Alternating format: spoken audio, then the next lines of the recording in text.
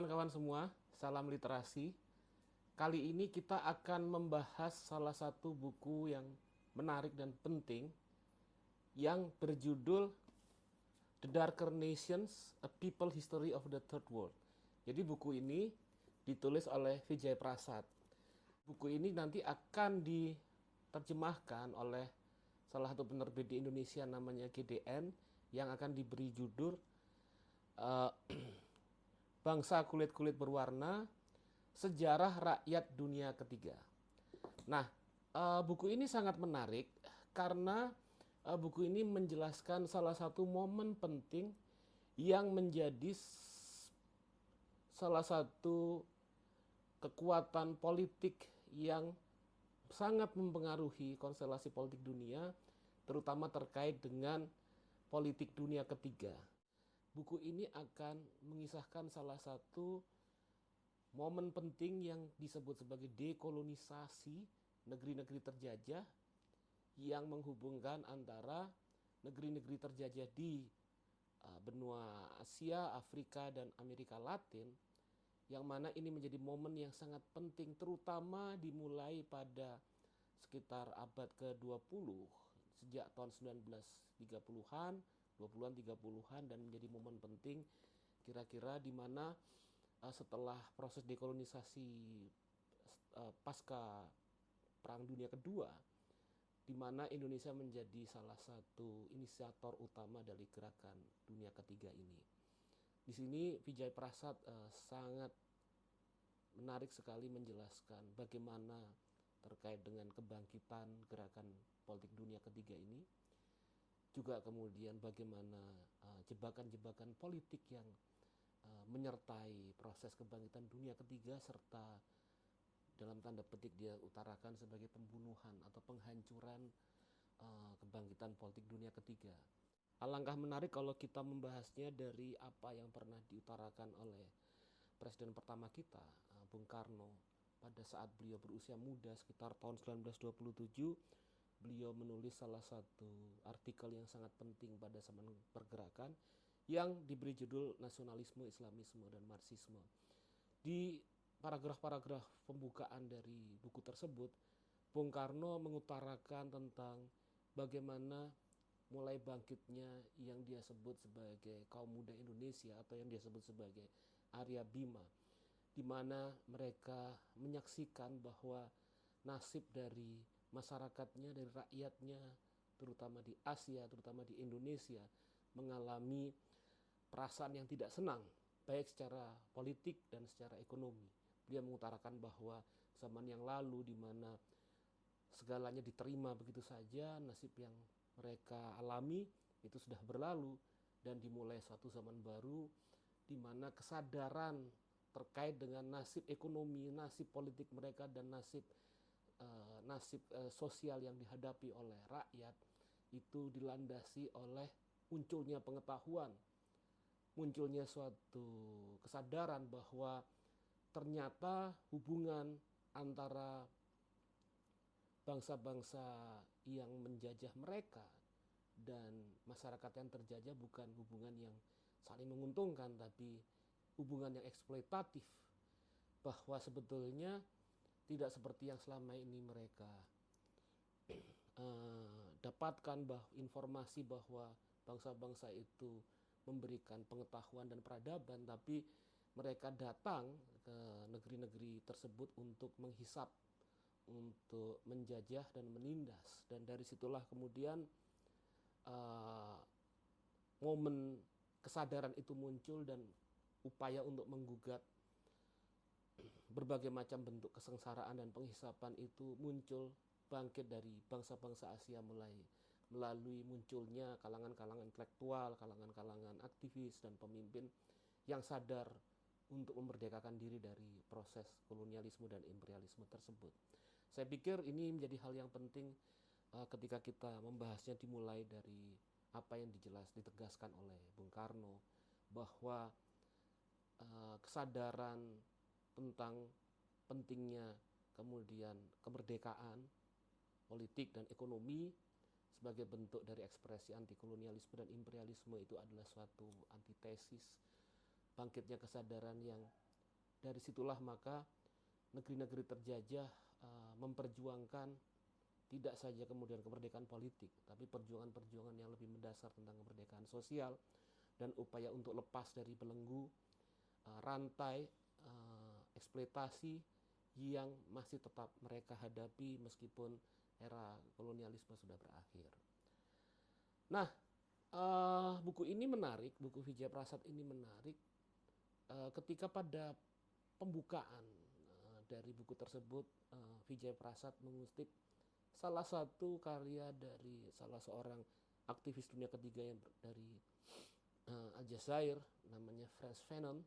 Beliau menulis buku judulnya The Rage of the Earth tahun 1961. Disebutkan bahwa dalam kutipannya tersebut, the third world today faces Europe like a colossal mess, whose project should be to try to resolve the problem to which Europe has not been able to find the answer. Jadi Frantz Fanon mengutarakan bahwa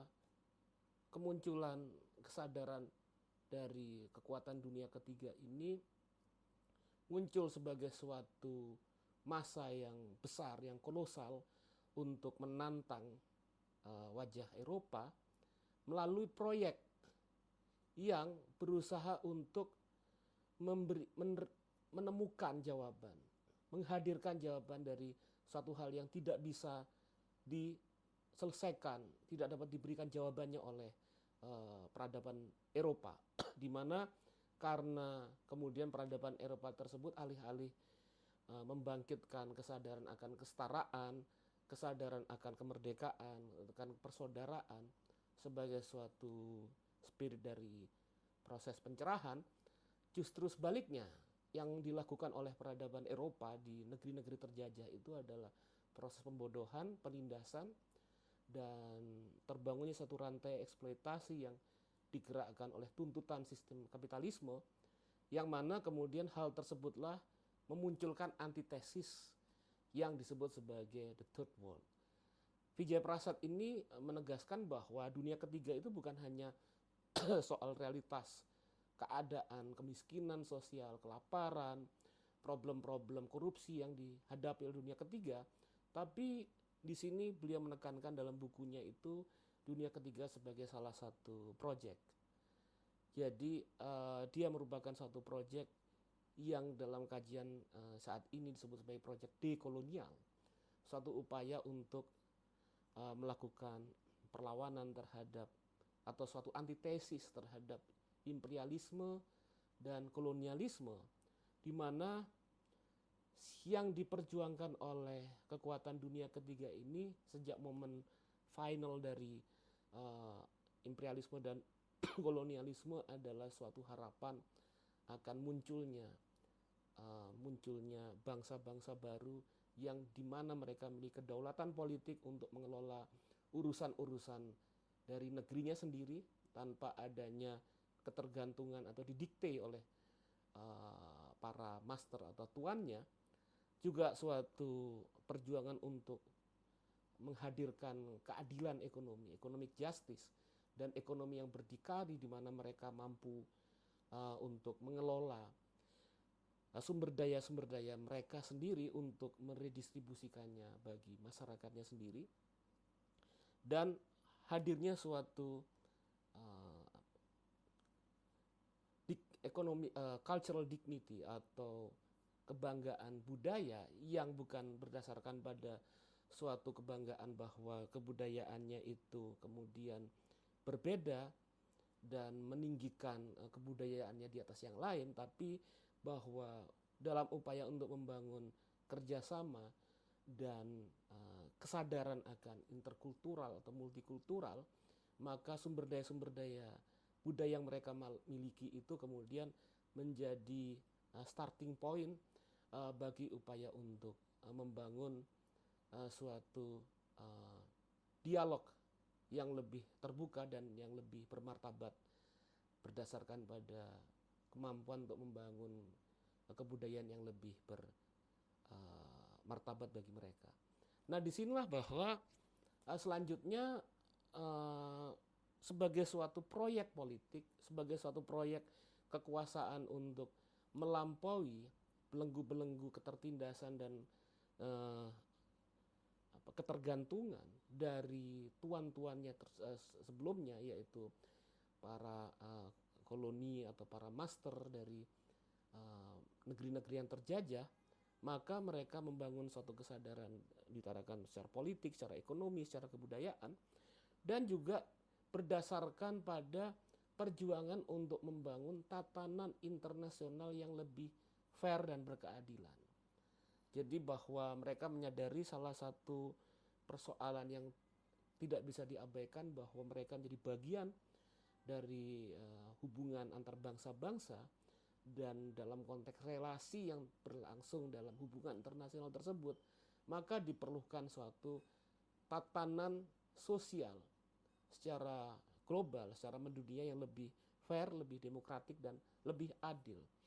Nah, buku dari Vijay Prasad ini menarik dalam proses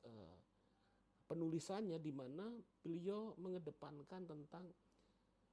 proses sejarah itu tidak bisa dilepaskan dari terjadinya kontradiksi satu kekuatan dengan kekuatan yang lain dalam proses yang terus berkembang, yang dinamis, suatu hal yang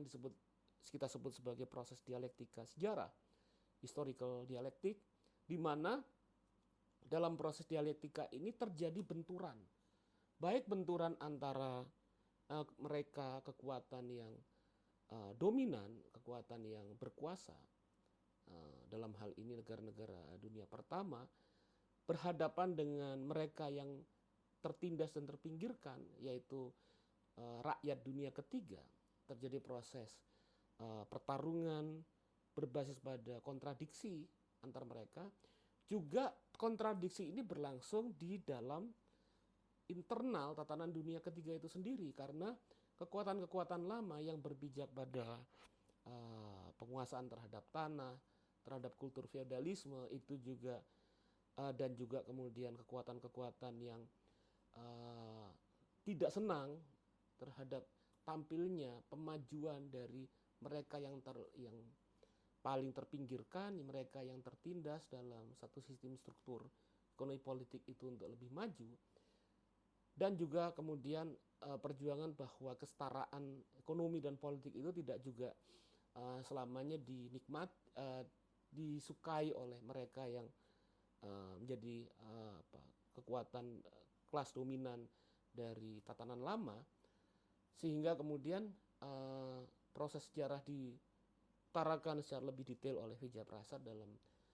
lingkaran dialektik tersebut. Dan yang lebih penting bahwa dia mengutarakan bahwa munculnya suatu gagasan, pandangan dan ide yang berkembang, yang mendapatkan resonansi di dunia ketiga itu juga tidak bisa dilepaskan dari artikulasi kepentingan-kepentingan dari pihak-pihak yang bertarung dalam proses dialektika sejarah tersebut. Nah,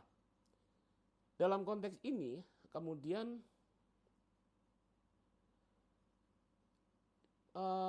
Vijay Prasad juga secara detail dalam tiap-tiap babnya itu kemudian mengutarakan dilema-dilema ekonomi politik yang muncul dalam setiap momen sejarah dalam upaya untuk mengusung proyek dunia ketiga. Mulai dari bagaimana proyek tersebut tidak disenangi dan dianggap mengusik kepentingan dari mereka yang berada pada posisi dominan dalam konstelasi politik internasional. Mereka kemudian melakukan intervensinya dalam momen Perang Dingin yang terhubung dengan upaya dari negara-negara ex-imperialis untuk menancapkan pengaruhnya di negeri-negeri dunia ketiga, sampai kemudian terjadinya kontradiksi-kontradiksi internal di negeri-negeri dunia ketiga, di mana bahwa upaya untuk mendorong langkah progresif yang lebih maju dari kekuatan-kekuatan progresif ini kerap kali menghadapi bercokolnya kekuatan-kekuatan lama yang tidak semuanya senang terhadap proses pemajuan politik, ekonomi, dan kebudayaan dari mereka yang berada pada posisi yang paling bawah.